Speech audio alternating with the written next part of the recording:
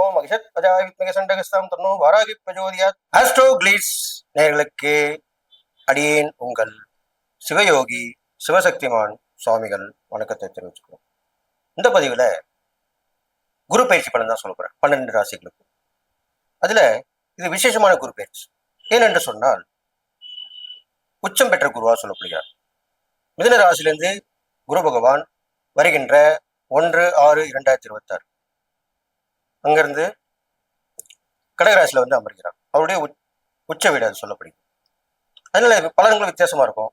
ஏனென்றால் அவர் அதீத சக்தியோடு விளங்கப் போகிறார். குருவுடைய இருக்கும் இடமும் சரி, பார்வை பலனும் நல்லபடி நடக்க போகுது. மதவாதிகள் ஒன்றிணைவார்கள், போர் பதற்றம் நீங்கும், விபத்துகள் குறையும், இயற்கை பேரழிகள்லாம் கண்டிப்பா கொஞ்சம் குறைஞ்சுதான் இருக்கும். எல்லாமே இந்த குரு பயிற்சியில நடக்க போகுது. அதனால ஆரம்பம் கஷ்டமா இருந்தாலும் முடிவு சுபம்னு சொல்றாங்க. அது மாதிரி தான் நடக்கும்.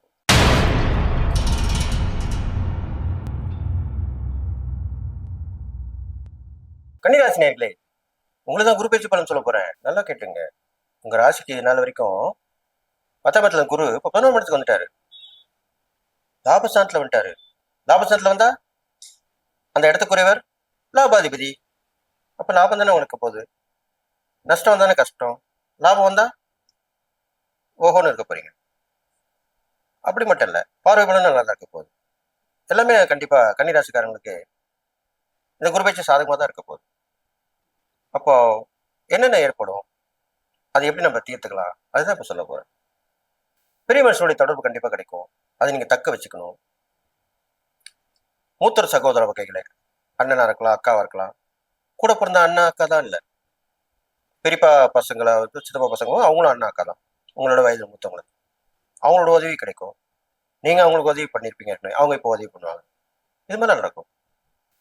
தொழில் வியாபாரத்துல லாபம் வர மாதிரி நீங்க செயல்படுத்துவீங்க. அப்ப கண்டிப்பா லாபம் கிடைக்கும்.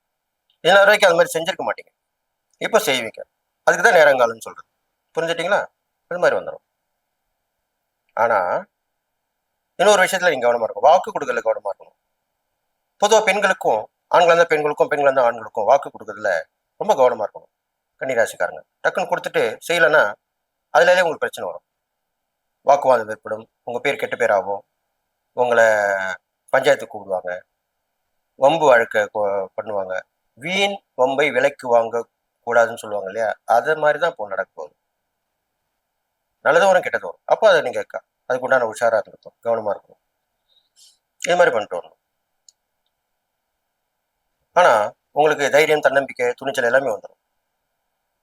சிறு சிறு விபத்துக்களை ஏற்படுத்த வாய்ப்பு இருக்கு. வண்டி வாகனத்துல போகும்போது நீங்க சொந்தமா வண்டியை வாகனத்துல போறது மட்டும் இல்ல, வேற யாரோட வண்டி வாகனம் போனாலும் கவனமா இருக்கும். பொது வாகனத்துல போனாலும் கவனமா இருக்கும். ட்ரெயின், பஸ் அது மாதிரிலாம் இருக்கு இல்லையா? எதோ அடிக்கடி நம்ம போவோம், அதுலயும் கவனமா இருக்கும். நிதானமா ஏறணும், நிதானமா இருக்கும். அதை பார்த்துக்கணும். அது இல்லாமல் ஒரு வெற்றி பெறணும்னு ஒரு திட்டம் வகுத்தீங்கன்னா அதுல முழு மூச்சா கவனமா இருக்கணும். பின் வாங்கக்கூடாது. முன் வைத்த காலை பின் வைக்கக்கூடாது சொல்லியிருக்காங்களா இல்லை பெரியவங்க? அது மாதிரி ஒரு செயலில் ஈடுபட்டீங்கன்னா துணிஞ்சு இறங்கி செஞ்சுருங்க. முடிச்சிட்ட பிறகு திரும்பி வரணும். நீங்க பாதியில் வரக்கூடாது. பாதியில் வந்தீங்கன்னா கஷ்டம்தான், உங்களுக்கு பிரச்சனை வந்துடும். இது நீங்க பார்த்துக்கணும். அதுக்கப்புறம் பார்த்தீங்கன்னாக்கா கணவன் மனைவி உறவு கண்டிப்பா பலப்படும். கன்னிராசிக்காரங்கள் சில சில பிரச்சனைகளால விலகி இருந்திருப்பீங்க.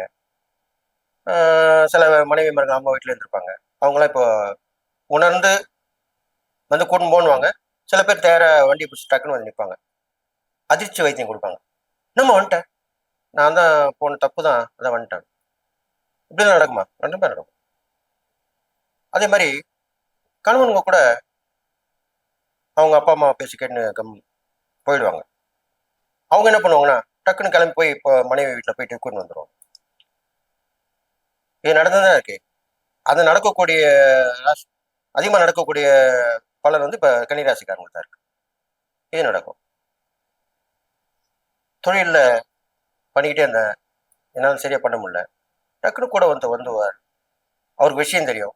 நீங்க பணத்தை போடுவீங்க, அவர் விஷயத்தை கொடுப்பாரு, திறமையை கொடுப்பாரு, ஜெயிச்சிருவீங்க. எல்லாமே நடக்கும்.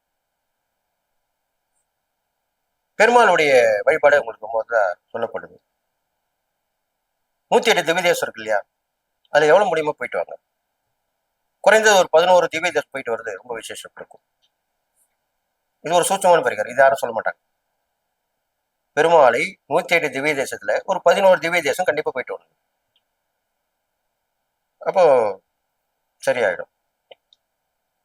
இது மட்டும் இல்ல, உங்களுக்கு அடிக்கடி உடல்நல கோளாறு வந்து போகும். அதுவும் வரும். என்ன மாதிரியான வகையில வரும்? வயிற்று வலி வரும், தோல் சம்பந்தப்பட்ட அரிப்பு, அது மாதிரி அலர்ஜி எல்லாம் சொல்றேன் இல்லையா? அலர்ஜியே நிறைய வரும். அப்போ அதுக்கு என்ன பண்ணணும்? ஓவாப்பின்னு சொல்லுவாங்க. நம்ம சாப்பிட தகுந்த மட்டும் சாப்பிடணும், கண்டது சாப்பிடக்கூடாது. இது ஒரு உதாரணம் சொல்லணும்னா, இந்த உணவோட இந்த உணவோட சாப்பிடக்கூடாதுன்னு சொல்லியிருக்காங்க இல்லையா? அதெல்லாம் இப்போ எல்லாருக்கும் தெரியுது. அதை ஃபாலோ பண்ணீங்க, அவ்வளவுதான். Very simple. எது சாப்பிடணுமோ அதை சாப்பிட்டா போதும். அப்புறம் பார்த்தீங்கன்னா, கன்னிராசிக்காரங்களுக்கு நிறைய போக்குவரத்துகள் ஏற்படும், பிரயாணங்கள் ஏற்படும். சேமிப்பை கண்டிப்பா நீங்க இந்த காலத்தில் கொண்டு வரணும். இல்லைன்னா பிற்காலத்துல கஷ்டம் வரும். ஏதோ ஒரு சேவிங் போட்டு வைங்க. பிக்சட் போடுங்க. பிக்சட் டெபாசிட் இருக்குல்ல, எப்படின்னு சொல்லுவோம், அது போடுங்க. இல்ல லோன் ஒரு பேங்க்ல போட்டு அதுக்கு இன்ட்ரெஸ்ட் வர மாதிரி பார்த்துங்க. இதெல்லாம் செய்யுங்க. அதுக்குள்ள நேரம் தான் இது. அதனால தான் சொல்லி இது மாதிரிலாம் பண்ணிட்டு வந்தாலே அந்த பலன்கள் நல்பலனா அமையும். உங்களுக்கு பிற்காலத்துக்கு அது ஒரு வழி வகுக்கும். அது ஒரு உபயோகமா இருக்கும். ஒரு விஷயத்துக்கு உபயோகம் இருக்கும். ஒண்ணுமே தவிப்பீங்க, டக்குன்னு அந்த ஆஹா நம்ம போட்டிருந்தோமே அப்படின்னு நீங்க அடிக்கடி தான தர்மம் பண்ணணும். எப்படி பண்ணணும்? நிறைய பேருக்கு துணிமணி இல்லாதவங்களுக்கு துணிமணி வாங்கி கொடுப்பாங்க. கிழிஞ்சிருப்பாங்க. ஏழை உள்ளவங்க கிழிஞ்சதான் துணி போட்டிருப்பாங்க. சில பேர் கூட்டின்னு போய் கூட கடையில நிறுத்தி வாங்கி கொடுப்பாங்க. அந்த மாதிரி செய்யலாம். சாப்பாடு மட்டும் தான் இருக்கணும், கொடுக்கணும்னு அவசியம் இல்லை. அத்தியாவசிய தேவை என்ன? உணவு, உடுக்க உடை, இருக்க இடம். இந்த 3மே செய்யலாம். நீங்க வசதி வாய்ப்போடு இருந்தா. இல்லைன்னா 3ல ஏதாவது ஒன்று செய்யலாம். இதே மாதிரி பண்ணிட்டு வாங்க. கன்னிராசிக்காரங்க இதெல்லாம் பண்ணிட்டு வரணும். ஒரு குழுவை நியமித்துக் கொள்ள வேண்டும். ஆணா இருந்தாலும் சரி, பெண்ணா இருந்தாலும் சரி. பெண்ணுக்கு மகளிர் குழு இருக்கு, ஆணுக்குமே இருக்கு குழு. ஒரு அசோசியேஷன் ஆரம்பிக்கலாம், ஒரு ட்ரஸ்ட் ஆரம்பிக்கலாம். இந்த மாதிரிலாம் பண்ணலாம். 2 பேருமே இந்த குழுவை ஏற்படுத்திங்கன்னா அது மூலியமா நல்லது. பொதுவாக கன்னிராசிக்காரங்களுக்கு கூட்டு முயற்சி தான் பலன் கொடுக்கும். அதுக்காக தான் அப்படி சொல்லியிருக்கேன். இது மாதிரிலாம் பண்ணிட்டு வரலாம். அப்போ பொதுவாக இந்த குரு பயிற்சி பலன் பார்க்கும்போது நல்லதும் கெட்டதும் சம்பந்தம் கலந்து தான் நடக்கும். பொதுவாகவே நல்ல விஷயம் கண்டிப்பாக நடக்கும். ஏன்னா குரு நல்ல பொசிஷன் கொண்டார், நல்ல இடத்துக்கு வந்துட்டார். நல்லது மட்டும் தான் செஞ்சு கொடுப்பார். எல்லா வகையிலும் ஏற்றத்தை கொடுப்பார். இதுல இறங்கினா லாபம் வருமா, பெனிஃபிட் இருக்கா அப்படின்னு கேட்பாங்கல்ல, பொதுவாக எல்லாரும் கேட்பாங்க. நீங்க அதை கேட்கவே வேணாம், உங்களுக்கு அது கண்டிப்பா நடக்கும். தைரியமா இறங்கலாம், தைரியமா பண்ணலாம். இருந்தாலும் உடல்நிலையை பார்த்துக் கொள்ள வேண்டும். போக்குவரத்திலே கவனம் தேவை. 3ஆம் தலையீடு இல்லாமல் பார்த்துக்க வேண்டும். இது மட்டும் தான் போதும். அப்புறம் வேற என்ன? கண்டிப்பா நல்லதா இருப்பீங்க அப்படின்னு சொல்லி வாழ்த்தி விடைபெறுகிறேன். நன்றி, வணக்கம்.